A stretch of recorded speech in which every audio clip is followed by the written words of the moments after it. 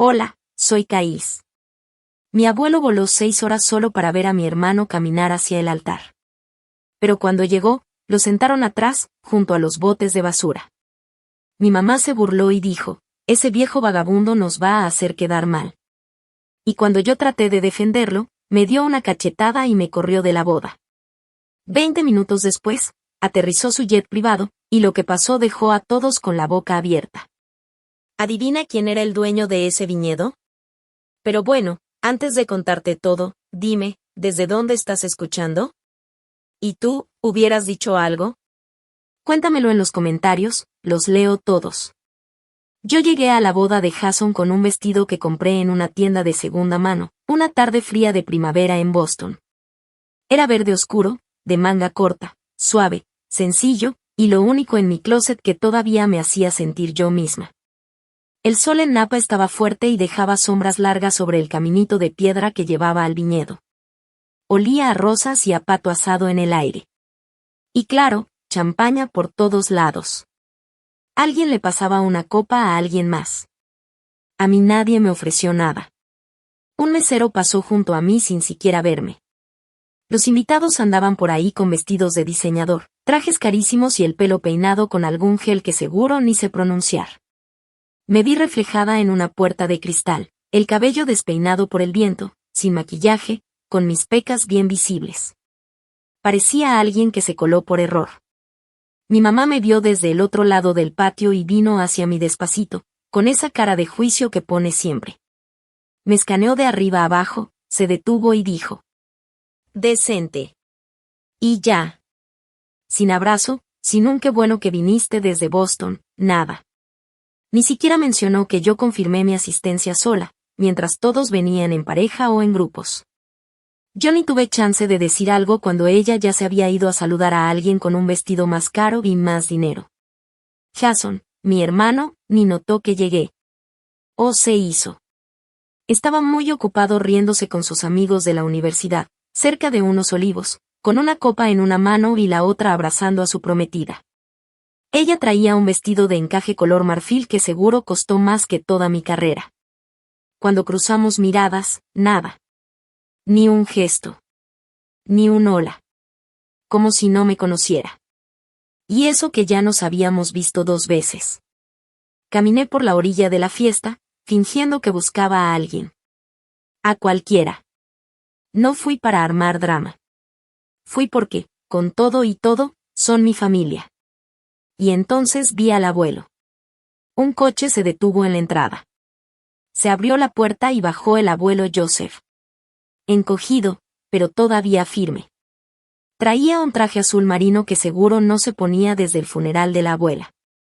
La corbata chueca, los nudillos manchados, pero cuando me vio, se le iluminaron los ojos. Caís, dijo con voz raspada, delgada pero firme. Eres la única por la que vale la pena volar. Lo abracé un buen rato, respirando ese olor a loción de afeitar y chicle de menta. Había cruzado el país a los 82 años solo para estar aquí. Y lo más triste, es que parecía que a nadie más le importaba, nadie más pasó por ahí. Yo me ofrecía a ayudar al abuelo a encontrar su lugar. Pero un trabajador se nos adelantó, haciéndonos señas para que lo siguiéramos hasta el otro lado del patio, más allá del arco de flores, del estanque, rodeando la cocina al aire libre.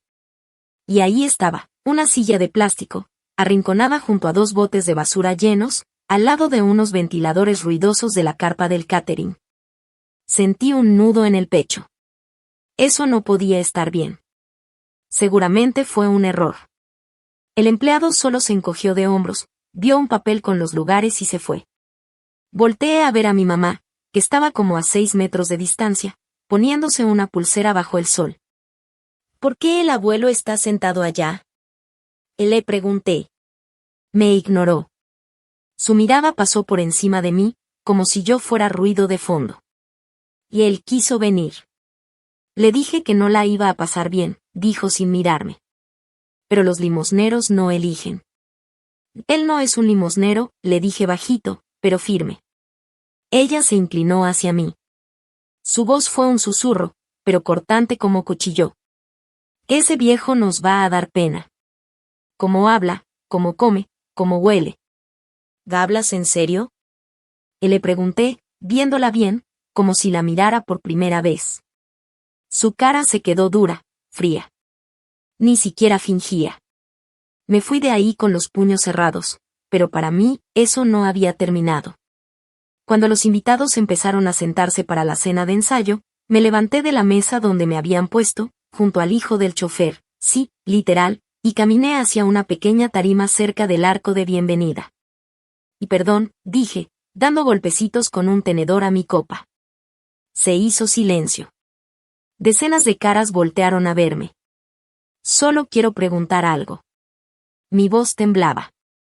Respiré hondo. ¿Por qué mi abuelo está sentado junto a los botes de basura mientras hay desconocidos en la mesa familiar? Silencio. Y luego, el taconeo fuerte de unos zapatos. Mi mamá caminó rápido hacia mí. Levantó la mano antes de que pudiera reaccionar. La bofetada me sonó en la cara como un golpe seco. La gente se quedó en shock. «¡Qué desagradecida eres!», me dijo, con las mejillas rojas de coraje. «Tú no perteneces aquí». Luego se giró hacia uno de los trabajadores. «Acompáñala a la salida». Me eché un paso para atrás, sintiendo la mejilla arder. No lloré. No grité. Solo asentí con la cabeza y empecé a caminar. Mis tacones se atoraban en la grava, y el borde de mi vestido se arrastraba por la piedra sucia. Jason volteó la cara. Mi papá se acomodó el cuello de la camisa y fingió leer la carta de vinos. Pero el abuelo, él sí se levantó. No dijo nada. Solo me alcanzó justo cuando llegué al borde del patio. Me tomó la mano, metió algo en ella y cerró mis dedos con los suyos. Era un pañuelo de seda verde, viejo, con las orillas gastadas, y una capa plateada, ya deslavada. Y no lo solté, seguí caminando hasta llegar al estacionamiento. Me senté en un murito de piedra, bajo la sombra de un olivo. Traía el pañuelo en la mano, como si fuera una promesa que todavía no entendía. Mi corazón no se rompió, porque eso ya había pasado hace años. Esto solo era otra confirmación de lo mismo, ya me habían mostrado quiénes eran. Y entonces lo escuché. Más fuerte que la música de adentro. Un sonido bajo, como un trueno suave. Ruedas. Pero no eran ruedas normales. No sonaban como las de un coche cualquiera. Era algo más profundo, más elegante, pesado, que avanzaba lento pero con seguridad, por el caminito de grava detrás del viñedo. Volteé hacia el sonido y entrecerré los ojos por el sol.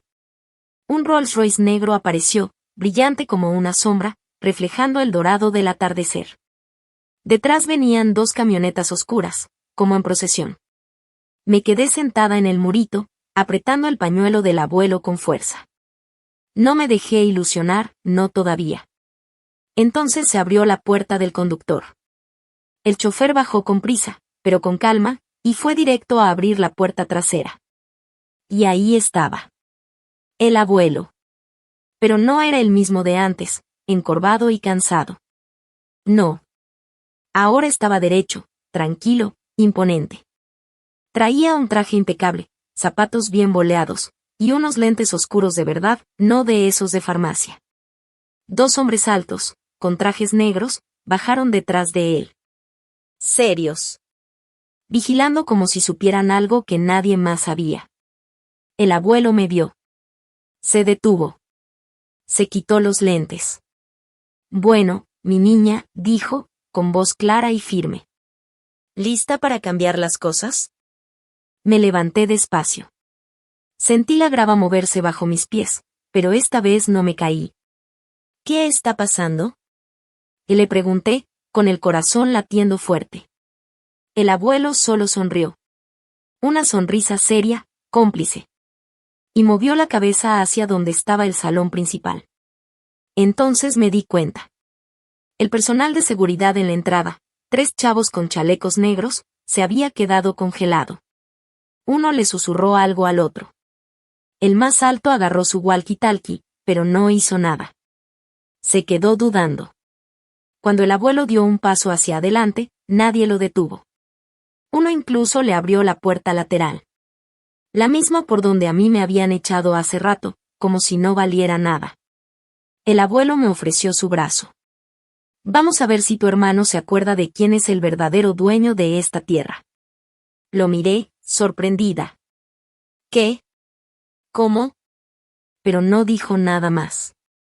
Solo empezó a caminar. Y yo lo seguí. La verdad me cayó encima como un balde de agua fría. Este lugar no era un salón de fiestas caro que rentaron. No, no éramos invitados aquí. Estábamos en casa. O al menos, el abuelo sí lo estaba.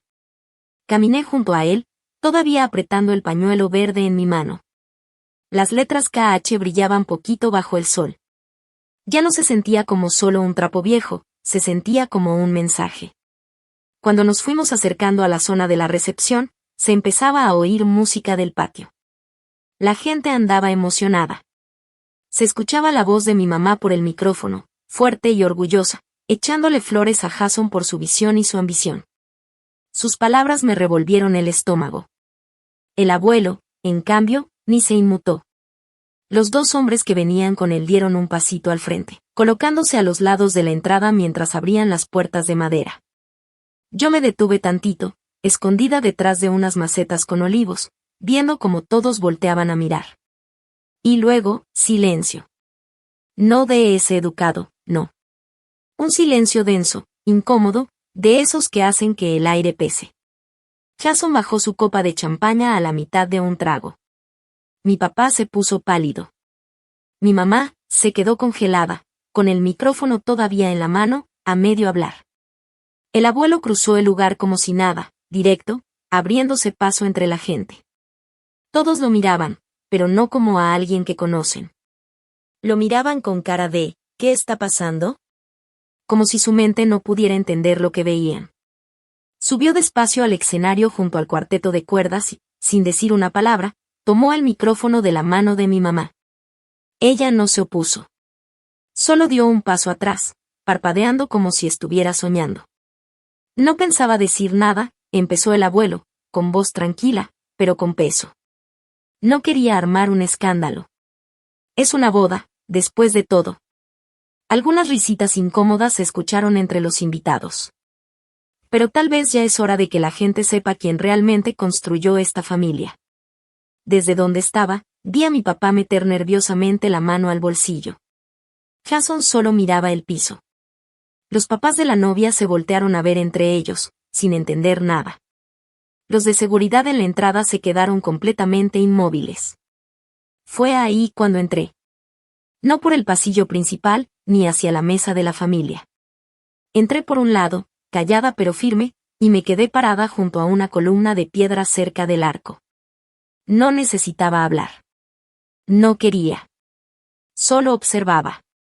Uno de los guardias que estaba cerca me dio un leve asentimiento, como si supiera que sí pertenecía ahí. Metí la mano en el bolsillo y volví a tocar el pañuelo. Y por primera vez en todo el día, no me sentí chiquita. El abuelo siguió hablando. Tengo 82 años, dijo, directo. Este viñedo lo construí yo, con estas manos. Le puse el nombre de mi esposa, que en paz descanse. Se lo regalé a la familia, con la esperanza de que lo usaran para algo bueno. Volteó a ver a la gente, uno por uno. Pero cuando volé hasta acá hoy, nadie lo sabía. Porque nadie se molestó en preguntarme si estaba invitado. No lo estaba. Ni siquiera pusieron mi nombre en la lista. El chofer ni me reconoció en la entrada. La gente empezó a murmurar. Susurros. Caras sorprendidas. Me sentaron junto a los botes de basura, dijo el abuelo, seco, claro. A un lado de los respiraderos de la cocina. Hizo una pausa. Y no soy alguien que haga mucho escándalo, pero sí sé la diferencia entre un asiento y una indirecta. El abuelo volteó a ver a mis papás, y con solo esa mirada, el mensaje me quedó clarito. El silencio se sentía pesado. Mi mamá se agarraba fuerte del respaldo de una silla, tan fuerte que los dedos se le pusieron blancos. Mi papá solo veía el piso. Jason seguía sin moverse. Yo también me quedé quieta. No lloré. Pero no era por orgullo, tampoco era venganza. Ese momento no se trataba de eso. Se trataba de decir la verdad. Sin adornos. Y fue entonces cuando el abuelo dijo 7 palabras que hicieron que todos dejaran de respirar. El aire en ese salón, con techo de cristal y luces cálidas, se volvió espeso, demasiado para una tarde de verano. La voz del abuelo cortó los murmullos como un cuchillo lento partiendo seda. Este imperio lo construí para ella, no para ti. Silencio. Pero no cualquier silencio. Uno incómodo, largo, lleno de preguntas. Después, se escucharon unos cuantos jadeos. Luego, el sonido de tenedores chocando contra los platos, manos temblando. Hasta el pianista se detuvo a la mitad de una nota. Sentí todas las miradas volteando hacia mí. Estaba al fondo del salón, ya no escondida entre las sombras. No me había acercado a propósito, simplemente, el momento me llevó ahí. Pero ahora, ahí estaba. De pie. Presente. El abuelo levantó la mano, me señaló y repitió. La prometida de Jason se inclinó hacia una amiga y preguntó en voz baja. ¿Quién es ella? El fotógrafo, que hace unos segundos tomaba fotos del brindis, bajó su cámara, como si ya ni pudiera enfocar de lo confundido que estaba. Yo escuchaba mi propia respiración, y ni me había dado cuenta de que la estaba conteniendo. El pañuelo verde seguía en mi mano, como si me mantuviera enraizada. El abuelo dio otro paso hacia el frente. No tenía prisa. No gritaba. Solo miró a mi papá, directo a los ojos. Le dejé la tierra a su nombre, porque ella fue la única que me visitaba cuando estaba enfermo. ¿Te acuerdas, Richard? La cara de mi papá cambió por completo. Esa sonrisa falsa que siempre trae en eventos así, se borró. Ya no era el hombre carismático que todos conocen. Parecía alguien al que le habían apagado las luces del escenario. Cambiaste los papeles, ¿verdad? Siguió el abuelo. Cuando yo aún me estaba recuperando. Sentí un nudo en el pecho. El recuerdo me cayó encima sin avisar. Hace 3 años, el invierno. La neumonía. Todos los demás estaban ocupados, de viaje, con cosas que hacer. Yo era la que manejaba por carreteras congeladas para ir a verlo a esa cabaña toda fría. Le llevaba sopa, le leía en voz alta. Le contestaba el teléfono cuando me llamaba en la madrugada porque sentía que no podía respirar. Y luego, el silencio. Después de unas semanas, su número dejó de sonar. Pensé que ya se había mejorado, y me alejé. Mi mamá le susurró algo a Jason. Apenas movió los labios. Pero el abuelo levantó la mano, rápido. No. Hoy no. Y de nuevo, todo quedó en silencio. Ese silencio que hace que escuches hasta lo más mínimo. El tintineo de una pulsera deslizándose por la muñeca. Un bebé llorando muy bajito afuera. Y dentro, solo la verdad, colgando en el aire como una nube pesada. El abuelo metió la mano en su saco. Sacó un sobre. Se giró, caminó hacia mí, y me lo extendió con la mano firme. Yo di un paso hacia el frente, y nos encontramos a la mitad del camino. Esto es tuyo, dijo el abuelo, dándome el sobre. Siempre lo fue. Me temblaban los dedos cuando lo tomé, pero no lo abrí. Solo me quedé viendo el papel grueso, color cremita, con sello, firma y fecha. Y él cambió ese testamento. Soltó Jason de pronto, dando un paso al frente con las manos levantadas, como queriendo calmar las aguas. Sea lo que sea eso, no es legal. Lo cambió meses después. Uno de nuestros tíos, primo de mi mamá, creo, se paró de su silla y preguntó. ¿Eso es verdad? Entonces por fin vi el sobre. La fecha impresa arriba estaba clarita. 2 meses antes de que el abuelo se enfermara, antes de la neumonía, antes del silencio. La voz del abuelo se alzó. No gritó, pero sonó fuerte, muy clara. Tú me lo dijiste. Que yo estaba incapacitado. Falsificaste los papeles del doctor mientras yo estaba sedado. Usaste mi estancia en el hospital como excusa. Y de pronto, ¡pum! Golpeó la mesa con su bastón. El ruido seco hizo brincar a varios. Tú lo robaste.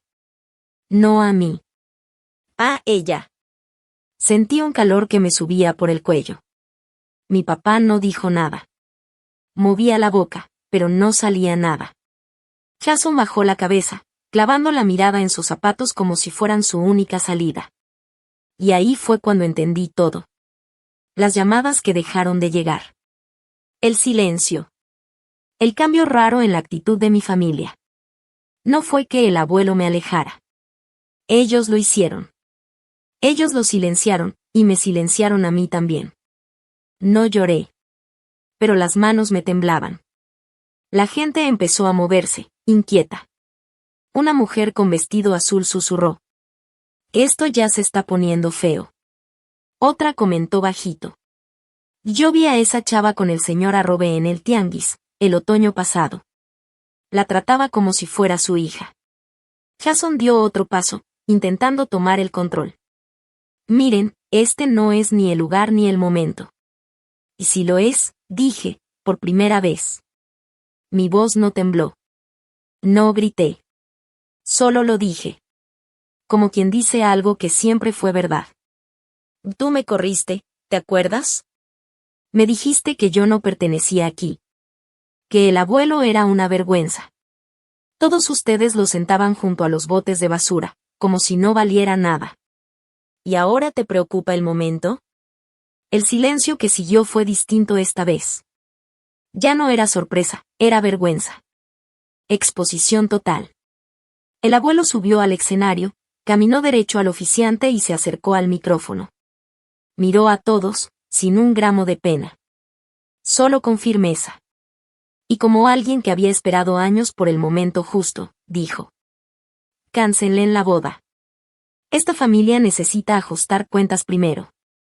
El oficiante temblaba mientras cerraba, con manos lentas, el libro de cuero que tenía enfrente. Las páginas del libro cayeron con un sonido suave, como cuando el agua vuelve a estar quieta después de que le avientas una piedra. El oficiante volteó a ver al abuelo, nervioso. El abuelo estaba ahí cerquita, agarrando su bastón como si fuera lo único que lo mantenía firme en ese lugar. ¿Está completamente seguro, señor? Preguntó el oficiante con voz temblorosa. El abuelo asintió, fuerte. Hoy no habrá votos. Esta familia está a punto de partirse en dos, y nadie debe prometer nada mientras todo esté tan inestable. Lily se llevó las manos a la boca. ¿Qué? ¿Qué está pasando? Y dijo con la voz entrecortada, mientras ya se le corría el rímel por las mejillas. Jason seguía inmóvil. Su cara parecía una mezcla de miedo y no poder creer lo que estaba pasando. Y en toda la sala, los invitados empezaron a moverse incómodos. Los vestidos sonaban, las sillas rechinaban. Pero nadie decía nada. Yo me quedé quieta, con los brazos duros a los lados, como si estuviera viendo cómo se incendiaba, en cámara lenta, la casa donde había crecido. Y justo ahí, el abuelo volvió a hablar, esta vez más fuerte, mirando a todos. Algunos de ustedes quizás han escuchado rumores. Yo les voy a hablar claro. Se metió la mano en el bolsillo del abrigo y sacó una carpeta delgada, gastada, pero con intención. Cuando mis registros médicos desaparecieron sin explicación, dijo, contraté a un investigador privado. Y encontró más de lo que yo esperaba. Un murmullo recorrió el lugar. El abuelo caminó hacia una mesa en medio del salón y empezó a poner varias cosas. Fotos, papeles y lo que hizo que todos se inclinaran hacia el frente, capturas de pantalla impresas. Estas, dijo, tocando una foto, son imágenes de vigilancia tomadas justo después de medianoche, hace 3 meses. Todos intentaban ver. Una mostraba a mi papá, Richard, entrando a lo que parecía una oficina legal. Otra lo mostraba ahí mismo, en otra noche. Junto a esas fotos estaba una copia de una declaración jurada, que supuestamente él, el abuelo, había firmado, diciendo que ya no estaba mentalmente bien para manejar su patrimonio. Pero la firma era débil, temblorosa, nada que ver con la letra firme que yo había visto toda la vida en sus tarjetas y cheques. Se escuchó un «ah» bajito detrás de mí, luego otro. Y entonces volteé a ver a Jason. Me vio, y luego bajó la mirada al instante. ¿Tú ya sabías? Le pregunté, apenas en un susurro. No contestó de inmediato. Se movió, como si el suelo se le hubiera vuelto inestable. Yo no quería seguir con eso, dijo con voz quebrada. Mamá dijo que solo era temporal, que era mientras el abuelo regresaba. ¿Sabes? Yo no me moví. Él dio un paso, como queriendo acercarse más. Yo no sabía que te iban a borrar así. Lo juro, Caís. No sabía que iban a llegar tan lejos. La voz del abuelo cruzó el salón como si fuera un cuchillo. Y aún así tú fuiste el primero en dejarla fuera de la viña. Cambiaron los códigos de seguridad. La sacaron de la fiesta de la cosecha. Viste cómo borraban su nombre, y no dijiste nada. Jason se quedó como si le hubieran dado una cachetada. Detrás de mí, una de las damas de honor se quitó los tacones y murmuró. Y yo no firmé para este circo. A la derecha, el papá de Lily le hizo señas a uno de los asistentes. Dale la vuelta al carro. Ya nos vamos de aquí. La sala se estaba deshaciendo en pedazos. Lily lloraba con la cara entre las manos. Su velo colgaba sobre su espalda, como bandera a media asta. Su mamá no dejaba de voltear entre el abuelo, los papeles, y luego su esposo. Se sentía una tensión tan pesada que casi se podía masticar. ¿Y yo? Yo seguía parada ahí. Todavía me ardía la mejilla donde mi mamá me había dado la bofetada, como si me hubiera quemado. Pero no me toqué. No le iba a dar ese gusto. Ahora me miraba directo, como retándome a decir algo más. Y lo dije. Tú fuiste la que me dijo que yo no pertenecía aquí, dije, dándome la vuelta para verla bien. Siempre lo dejaste claro. Todos los cumpleaños donde no me invitaron. Cada Navidad donde mi silla simplemente desaparecía. Cada vez que me dijiste que era una malagradecida porque no te di dinero para la boda de Jason. Ella soltó un siseo. Aún no perteneces. Nunca perteneciste. No grité. No fue necesario. Antes yo también lo creía, dije bajito. Pensaba que yo era la oveja negra, la decepción, la que no encajaba. Pero ya entendí. Nunca fui yo la vergüenza. Fuiste tú, solté. Varias personas se quedaron sin aire. Literal, algunas hasta se agarraron sus collares de perlas. Un tío se dio la vuelta y se fue. Una prima lejana, parada junto a la mesa del pastel, agarró su bolsa como si eso la fuera a proteger. Jason seguía sin moverse. Lily se dejó caer en una silla, temblando. Mi papá apretó la mandíbula y volteó para otro lado. Y entonces, en medio del silencio, el abuelo se metió la mano en el bolsillo interior de su saco. Despacio, con calma, caminó hacia mí. Sus ojos, intensos, cansados, orgullosos, se encontraron con los míos. Sacó un papel doblado, grueso, de color cremita, con un sello grabado. Nunca dejé de creer en ti, dijo con voz baja pero firme. Y no van a borrarte nunca más. Bajé la mirada. Era la escritura de la viña. Mi nombre estaba impreso en la parte de arriba. La mano del abuelo se quedó un segundo más de lo esperado en el aire. Y luego dejó caer el documento suavemente en mi regazo. El papel no estaba perfecto, los bordes algo doblados, con una manchita de café en una esquina. Pero la firma. La firma era fuerte, clara, inconfundible. Me miraba como si fuera un secreto que había esperado años en la oscuridad para salir. No dije nada al principio. Pasé los dedos por la tinta, despacito. Y luego rodeé el papel con las manos, sin saber si tenía que cuidarlo. O romperlo en dos. Mi abuelo se sentó junto a mí en el sillón largo de piel. Iba bien derechito, más que en años. Se le notaba el cansancio, pero no de edad, sino de algo más profundo, como si hubiera cargado con demasiado durante mucho tiempo. Ya revisaste la firma 2 veces, dijo bajito. Es real. Asentí con la cabeza. Sí, lo sé. Eso no es lo difícil de creer. Soltó el aire por la nariz, despacito. Hice el cambio el día que vi a tu mamá tirar tu carta de admisión a la universidad. Era Stanford, ¿no? Parpadeé. Tenía años sin pensar en eso. ¿Viste eso? Se lo contó a la señora que ayudaba en la casa. Dijo que era puro correo basura, murmuró. Pero yo reconocí el sobre. Y vi su cara cuando lo aventó a la basura. Ahí supe que algo estaba muy mal. Quise decir algo, pero el aire no me salía del pecho. Lo único que logré fue: ¿y por qué no me lo dijiste? Quería hacerlo, respondió. Pero pensé que era mejor protegerte en silencio que meterte en medio de una guerra. La verdad, subestimé hasta dónde serían capaces de llegar. La sala estaba en silencio. Solo se oía el tic-tac del reloj de pared y de vez en cuando, como tronaba la leña en la chimenea. Por la ventana se alcanzaban a ver las luces del viñedo, como si fueran linternitas regadas en el campo. Él se recargó hacia atrás, juntando las manos sobre la rodilla. Le encargué a un abogado en San Francisco que cuidara todo hasta que cumplieras 30. Ese era el plan. Pero nunca te llegó nada, porque tu mamá lo interceptó. Su voz se fue apagando. Falsificó un poder médico hace 6 meses. Le dijo a la corte que yo ya estaba mal, que tenía principios de demencia.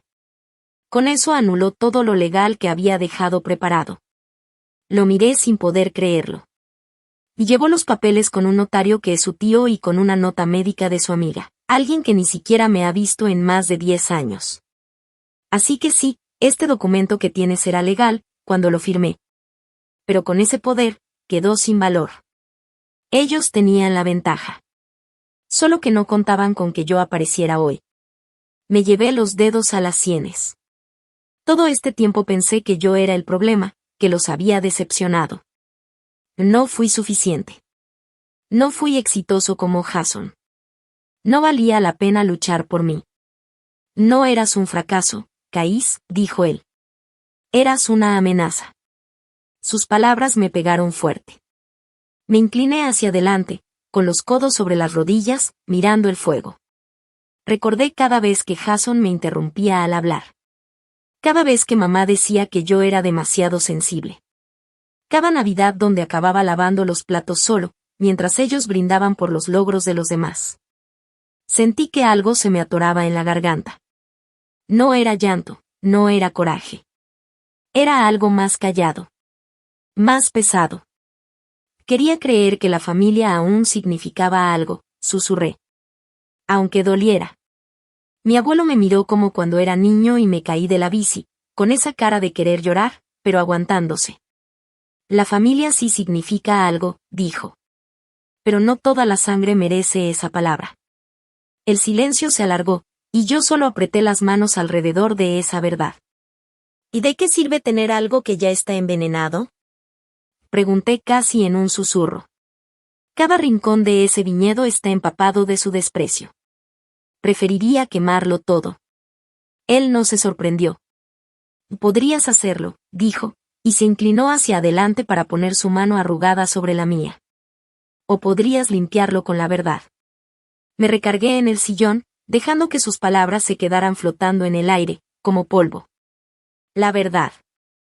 Qué cosa tan rara, y tan poderosa. No borra el dolor. Solo te obliga a dejar de fingir que nunca pasó. No lloré. No grité. Solo me quedé ahí, quieto, con el papel en las piernas y los recuerdos zumbando en mi cabeza. Después de un rato, me levanté y fui hacia el librero en la esquina. Saqué una carpeta que no tocaba desde la universidad. Adentro había notas, dibujos, planos. Un rediseño del viñedo que alguna vez soñé hacer. Ya ni me acordaba que la tenía. Yo quería crear una etiqueta que llevara el nombre de la abuela, dije, hojeando las páginas. Algo sencillo, limpio, auténtico, como ella. Ella me enseñó a podar las vides antes de que yo supiera manejar. Los ojos del abuelo se iluminaron con una mezcla de orgullo y ternura. Entonces eso es lo que vamos a hacer, dijo. Empieza por ahí. Y recupéralo todo. Mi mano se detuvo en un dibujo de etiqueta. La mesa de Eleanora, escrito con una letra suave, sobre una botella. Sonreí poquito. Y por un momento, hubo paz en la habitación. No porque el dolor se hubiera ido, sino porque por primera vez en años. La verdad tenía un lugar donde quedarse. Pero esa paz no duró. Porque mientras yo apenas comenzaba a dibujar de nuevo ese sueño que creí perdido, mi mamá ya estaba haciendo su siguiente jugada. Una que haría que todo lo que tocara se sintiera como leña, esperando que alguien le acercara un cerillo. El papel arrugado seguía en mi buró cuando sonó el teléfono. Era esa vibración fuerte que rompe el silencio en plena madrugada. Parpadeé, mirando la pantalla. Mateo. Se me hizo un nudo en el estómago. No sabía nada de él desde hacía años. Desde que se fue del viñedo sin decir palabra. Después de que Jason despidió a medio personal. La llamada fue corta. Tienes que venir ya, dijo Mateo. Su voz sonaba apagada, pero con urgencia. Están a punto de destruirlo todo. No le pregunté a qué se refería. Solo agarré mi chamarra, las llaves del carro. Y la grabadora de voz portátil que mi abuelo me había dado antes. Por si intentan enterrar algo más que tu nombre, me había dicho. Con esos ojos serios que no parpadearon en toda la cena, él quería venir. Pero la noche ya le había pasado factura. Graba todo, me susurró. No dejes que lo borren otra vez. Cuando llegué a la entrada del viñedo, ya empezaban a desaparecer las estrellas. La grava tronó bajo mis llantas mientras me detenía en la puerta trasera de las bodegas. Las luces principales estaban apagadas. Pero por debajo de una puerta lateral se colaba una línea de luz amarilla. Ahí estaba Mateo, con sudadera gris y una gorra bien bajada. Sus manos temblaban. Se están moviendo rápido, murmuró, mientras deslizaba una tarjeta por el lector de lado. Sígueme, pero no hagas ruido. Nos metimos por unos pasillos angostos llenos de cajas y barriles que ya nadie usaba. Pasamos junto a una oficinita donde todavía parpadeaba la pantalla de una compu. De pronto, Mateo se detuvo. En un tablón de anuncios había una hoja plastificada. Protocolo de limpieza de emergencia. Firmado por M. Winstead, mi mamá. Lo puso hace una semana, dijo Mateo. Pensé que era puro trámite, pero esta noche abrió la puerta de la sala de fermentación. Entré, y el aire me golpeó como un golpe de amoníaco. Un olor fuerte, químico. Había espuma pegada en los bordes de 3 tanques enormes de acero. Uno de ellos estaba echando vapor. Me cubrí la nariz con la manga. ¿Qué es eso?, pregunté, dando un paso atrás. Disolvente, susurró Mateo. Grado industrial. Esto no es solo para limpiar. Alguien lo echó adentro de los tanques. Se me revolvió el estómago. ¿Y este lote era el Syrah? Él asintió. El último que tu abuela ayudó a mezclar. Me tambaleé y me apoyé en la pared. Los ojos me ardían, pero no era solo por los químicos. Mateo metió la mano en la sudadera y sacó una memoria USB. Copié los videos de seguridad antes de que los borraran, dijo. Jason vino fuera de horario. 2 veces. Y no venía solo. Me quedé viendo la USB en su mano. ¿Por qué me estás enseñando esto? Porque me ofreció 10,000 pesos para que dijera que fue un accidente. Me congelé. ¿Y aceptaste? Él dudó un momento. Tomé el dinero, dijo. Pero vine a decírtelo a ti. Porque eres el único que trató este lugar como algo más que un trofeo. Sentí algo romperse en el pecho. No fue un dolor fuerte. Fue como un crack seco, escondido. El tipo de dolor que vive detrás de las costillas. Cuando algo ha estado tenso por demasiado tiempo. Me di la vuelta y caminé hacia el tanque. Ese monstruo plateado, ahora manchado de traición. Con mi reflejo distorsionado en él. Que ella pasó su último verano mezclando esto, susurré. Todas las noches llegaba con su cuaderno de catas. Y decía que quería una última cosecha. Algo que viviera más allá de ella. Mateo no dijo nada. No tenía que hacerlo. Porque no solo intentaron arruinar el vino. Intentaron borrarla a ella, saqué mi celular y empecé a tomar fotos de todo. La espuma, las etiquetas del tanque, El protocolo pegado en la pared. Mateo me dio una botella que había logrado sellar. De un lote que no fue tocado. Vas a necesitar esto para las pruebas, me dijo. Asentí. Mis manos temblaban cuando metí la USB en mi bolso. Después me fui manejando. No me fui directo. No podía. El camino se abría frente a mí. Y los faros alumbraban la oscuridad. Después de pasar el límite del condado, me orillé en una curva cerca de un nogal viejo. Apagué el coche y dejé la puerta abierta. El motor sonaba bajito mientras se enfriaba. El cielo empezaba a cambiar. De azul oscuro a una franja rosa suave de amanecer. Me quedé ahí, parada en la sombra, abrazándome. ¿Y si saco todo esto a la luz?, dije en voz baja, ronca. Voy a destruir el nombre de la familia. Mi aliento se veía en el aire. Pero sí me quedo callada. La matan por segunda vez. Cerré los ojos y la vi. A mi abuela, inclinada sobre un barril. Echándose el pelo hacia atrás. Sonriéndome con los dedos manchados de color morado. Dolía, como esos recuerdos que uno quiere guardar. Una vez me dijo. Seguimos siendo quienes somos y lo protegemos. No lloré. Solo regresé al coche. Busqué mi vieja lista de contactos.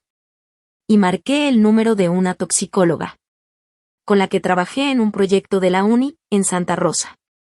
Cuando contestó, hablé claro. Necesito un análisis urgente. Disolvente industrial, creo que es metiletilcetona. Ella me dijo que me veía en 2 horas. Colgué. El cielo detrás de mí ya no era lavanda, sino dorado. La luz iba creciendo. Pero mi pecho pesaba más que nunca. Ahí, entre el coraje y el dolor, me di cuenta de que ya no iba a seguir pidiéndole su amor. Manejé el resto del camino en silencio. El amanecer apenas y calentaba la escarcha que sentía detrás de los ojos. Mis dedos apretaban el volante como si fuera lo único que me sostenía. Cuando llegué a la oficina principal del viñedo, el estacionamiento ya estaba medio lleno. Sedanes negros, bien lujosos, alineados como si fuera un funeral. Y en cierto modo, sí lo era. La sala de juntas estaba al fondo del edificio. Escondida detrás de unas puertas gruesas de roble. No toqué. Entré justo a la mitad de una frase. Jason estaba hablando, gesticulando como vendedor. Que intenta convertir un desastre en algo bueno. Se detuvo. Todos se detuvieron. Yo no dije nada. Puse la botella envenenada que la abuela había ayudado a hacer. En medio de la mesa. Luego puse la memoria USB. Algunas personas se miraron entre sí. Mi mamá ni se molestó en esconder su cara de enojo. Tú no perteneces aquí, dijo, fría. Te borraron del mapa. Ni pestañeé. Caminé directo al proyector y conecté la memoria. La pantalla en la pared se prendió. Las imágenes empezaron a pasar. Ahí se ve a Jason entrando al área de fermentación después de horas. Voltea para todos lados, como asegurándose que nadie lo ve. Luego se ve la hora. Y justo cuando echa algo al tanque. Todo, cuadro por cuadro. Quedó clarito. Nadie decía nada. Hasta que Mateo apareció en la puerta. Y ella dice la verdad, dijo serio, sin titubear. Me pagó para que no hablara. Doné ese dinero a caridad. Y en vez de quedarme callado, la traje hasta aquí. Jason se paró de golpe, rojo del coraje. Que esto es una trampa. Una venganza familiar. Y siéntese, dijo un abogado. Era uno de los accionistas, un señor tranquilo de Napa. Casi ni lo conocía. Así esto se confirma, siguió el abogado. Es sabotaje directo al producto. Eso es un delito grave. Y si tu firma aparece en el protocolo de seguridad, le dijo a mi mamá. También es tu responsabilidad. Yo no tuve que decir nada. La cámara mostró la foto que tomé del protocolo de emergencia. Ahí estaba su firma, al final. Este vino, dije por fin, con la voz entrecortada. Fue la última mezcla que mi abuela ayudó a hacer antes de morir. No solo arruinaron el producto. Pisotearon su memoria. La voz de mi papá rompió el silencio. Nos vas a destruir a todos, Caís. Piensa bien lo que estás haciendo. Lo estoy haciendo. Lo pensé toda la noche, le respondí. La puerta se abrió otra vez. Era el abuelo. Caminaba despacio, con su bastón, pero con la mirada tan fuerte como siempre. No dijo nada al principio. Solo le dio un sobregrueso al abogado, que lo acompañaba. Hace un año, dijo el abuelo, revisé el fideicomiso familiar. Se escucharon murmullos por toda la sala. Mi mamá se puso rígida. Jason parecía como si le hubieran dado una cachetada. Ya no confío en esta junta, dijo el abuelo, claro y directo. Mucho ego, muy poco legado. El abogado tosió un poco y abrió el sobre. A partir de hoy, Caís Benner tiene poder total sobre todas las operaciones de la familia. La tierra, la bodega y todos los activos están protegidos bajo un fideicomiso especial a su nombre. Sentí que se me cortaba la respiración. El abuelo se volvió hacia mi mamá, con un tono casi suave. Renegaste de tu hija por puro orgullo. Le dijiste que era una carga, una vergüenza. Pero ahora, es un hombre el que te está salvando del desastre. Jason empujó su silla y salió furioso. Nadie intentó detenerlo. Cerró la puerta con tanta fuerza que el proyector parpadeó. Mi mamá solo se quedó ahí, parpadeando sin saber qué decir. Nosotros, estábamos protegiendo la marca, murmuró. No, le dije en voz baja. Estabas protegiendo tu ego. Y fuiste capaz de quemarlo todo con tal de no soltar el control. Entonces me miró, pero no con cariño, ni con coraje. Fue una mirada rara, como si ya no supiera quién era yo. Pero yo no fui quien cambió. Cuando todos salieron de la sala, me quedé un momento más, yo sola, acompañada solo por el silencio. La tormenta ya había pasado, pero el sabor amargo todavía me quedaba en la boca. Tomé la botella de vino, los papeles legales, y el dibujo del viñedo que mi abuela había hecho, el que Mateo me dio como si fuera un regalo en silencio. Mis dedos tocaron suavemente los bordes. Lo abracé contra mi pecho mientras salía. El atardecer caía sobre las colinas, y las vides parecían sombras que se movían con el aire. Ese momento tenía algo sagrado. El tipo de silencio que te hace pensar, no hablar. No caminé hacia la casa. Mis pies se fueron solos, por el caminito que pasaba detrás del granero de fermentación y llegaba al jardín de abajo. Su jardín. Ya nadie iba ahí. La grava sonó bajo mis botas cuando llegué al banquito donde ella solía tararear mientras podaba. Casi podía oler el jabón de cítricos que usaba. Sentir sus manos ásperas guiando las mías cuando era niña. Cuando no sabía la diferencia entre un brote fuerte y uno que ya no tenía remedio. El lugar no había cambiado mucho. Pero yo sí. Me agaché junto a la parra vieja donde ella guardaba su cajita de madera. Antes tenía sus guantes, algo de hilo y esos dulces raros que, según ella, le ayudaban a cantar mejor. La tierra estaba seca, cuarteada. Aún así, pasé las manos por ahí, como buscando sentirla más cerca. Y de pronto vi algo. Metal. Viejo, gastado por el tiempo. Se me cortó el aliento. Escarbé con cuidado, quitando la tierra de alrededor hasta que encontré una caja de hojalata, oxidada. No estaba cerrada, solo atorada. Mis dedos temblaron antes de abrirla. Adentro había un sobredoblado, envuelto en una tela de lino. Y una sola hoja seca de parra. El tallo ya estaba frágil, pero aún tenía la forma de una manita extendida. La letra en el sobre era clara. Para Caís. Se me hizo un nudo en la garganta. Abrí el sobre con cuidado. El lino crujió, como si no hubiera tocado la luz en años. La letra de ella se movía por la hoja con esa elegancia firme. La de una mujer que cantaba a las plantas. Y sabía lo que era sobrevivir a la traición. Si estás leyendo esto, entonces ya sabes la verdad. Parpadeé para no dejar que las lágrimas salieran. Nunca vieron tu fuerza, niña. Pero yo sí. La vi cuando curabas a los pajaritos heridos. Cuando le diste tu pedazo de pastel a Lily. Cuando aguantaste el silencio de tu mamá aunque te doliera, solo para que la cena no se arruinara. Siempre diste más de lo que recibiste. Ese es tu poder. Pero no dejes que eso te haga pensar que vales menos. Apreté la carta contra mi pecho. En el silencio, sentí su presencia. No eran palabras, era su energía. No estaba tratando de darme consejos ni advertencias, solo estaba dejando un pedacito de ella para mí. Esta tierra no es de quien más grita. Es de quien sabe amarla. Doblé la carta, no con tristeza, sino con respeto. Me senté en el banquito, mirando al horizonte. El día se estaba yendo, y la noche empezaba a llegar. El viento volvió a soplar, suavecito esta vez. Las vides crujían, como si estuvieran susurrando entre ellas. Incliné la cabeza y, por un momento, juraría que la escuché tararear.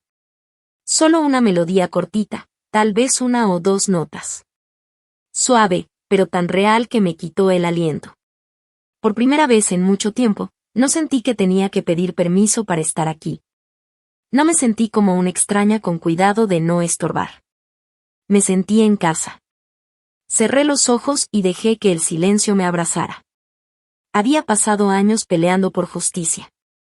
Recuperando pedacito por pedacito la dignidad que me quisieron quitar. Pero aquí, bajo estas vides, con su voz flotando en el aire. No tenía que pelear. Solo podía ser.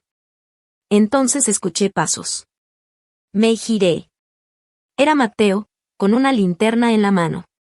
Al principio no dijo nada. Solo se acercó y se sentó junto a mí. Puso algo en mi regazo. Era un pergamino enrollado. Lo abrí. Era el plano original de mi abuela para ampliar el viñedo. Hecho a mano, las esquinas ya gastadas. Anotado con tinta roja, nombres de uvas, líneas de riego. Que ella quería que esto creciera, dijo en voz bajita. Contigo. Asentí despacio. Entonces lo voy a reconstruir. No por orgullo, sino por amor. Las palabras me salieron solitas, sin pensarlo. Solo eran verdad. Nos quedamos sentados ahí un rato más. Le pedí un lápiz y un cuaderno. Empecé a dibujar los lugares donde crecería la nueva rosa. Hileras en pendiente cerca de la cima para los pinos.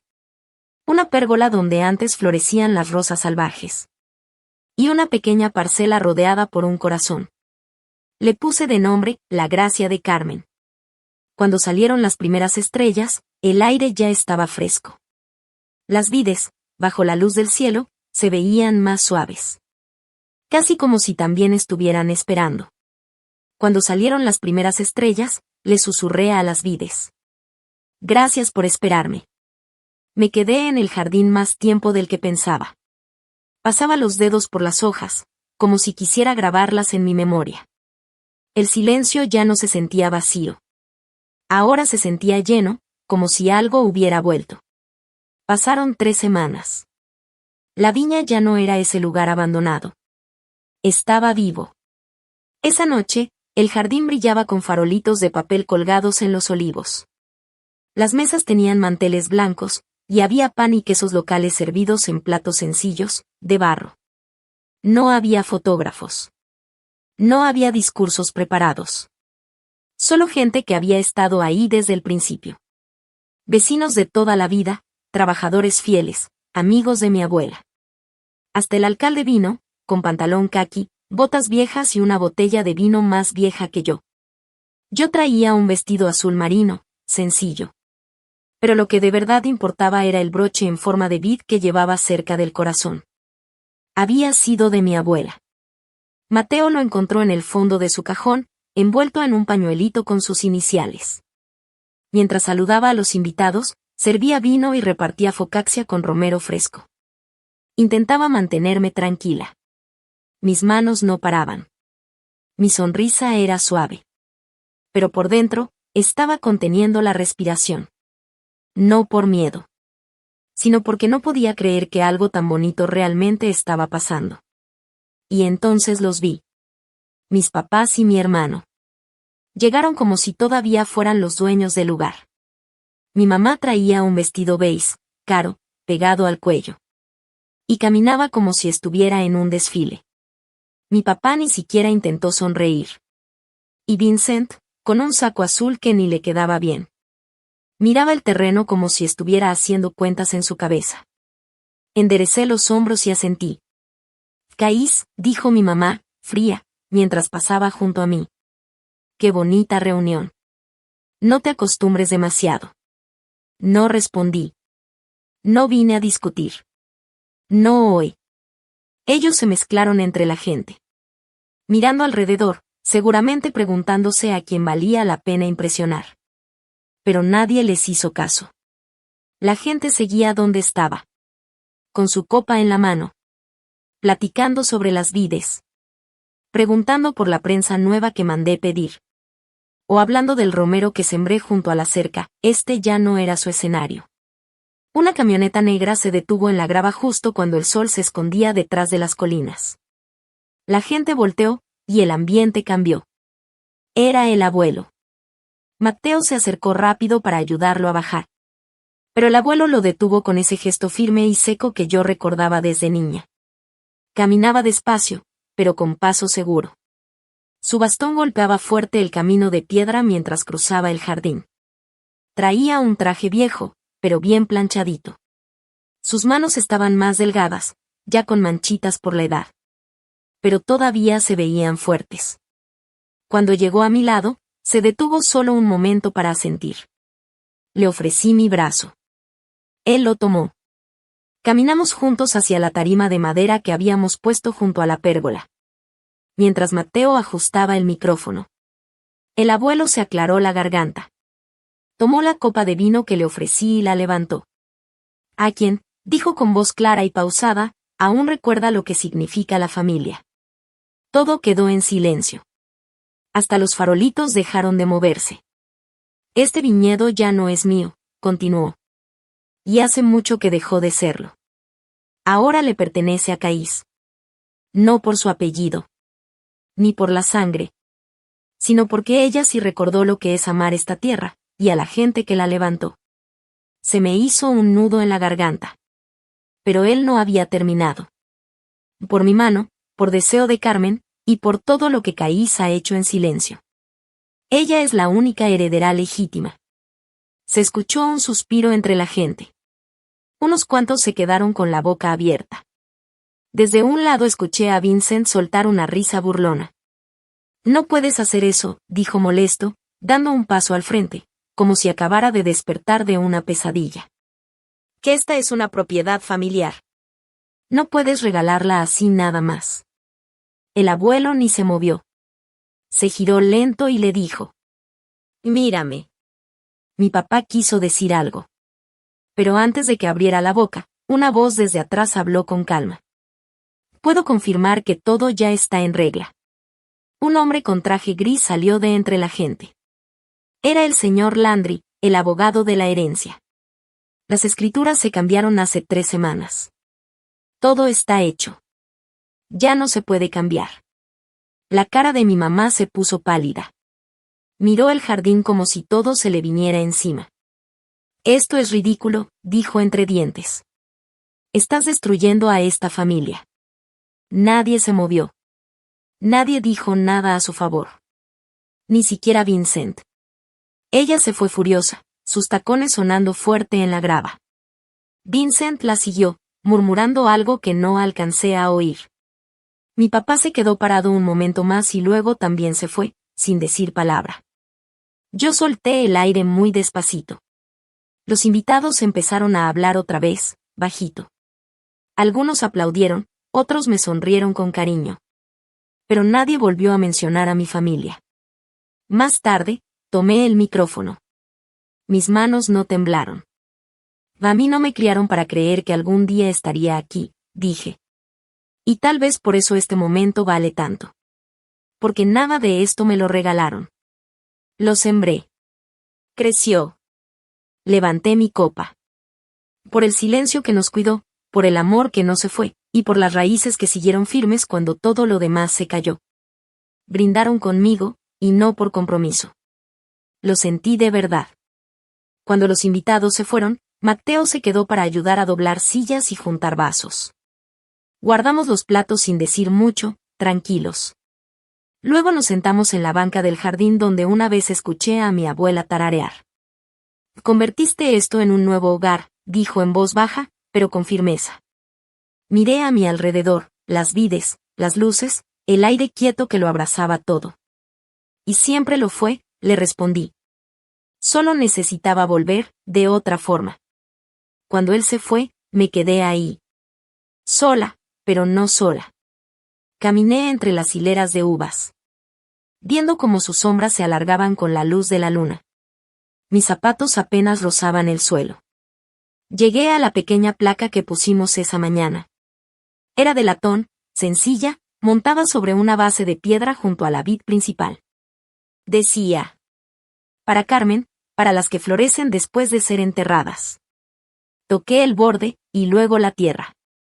El aire estaba en calma. Esta tierra era mía. No por venganza, sino porque la recordé. La cuidé. Cuando nadie más lo hizo.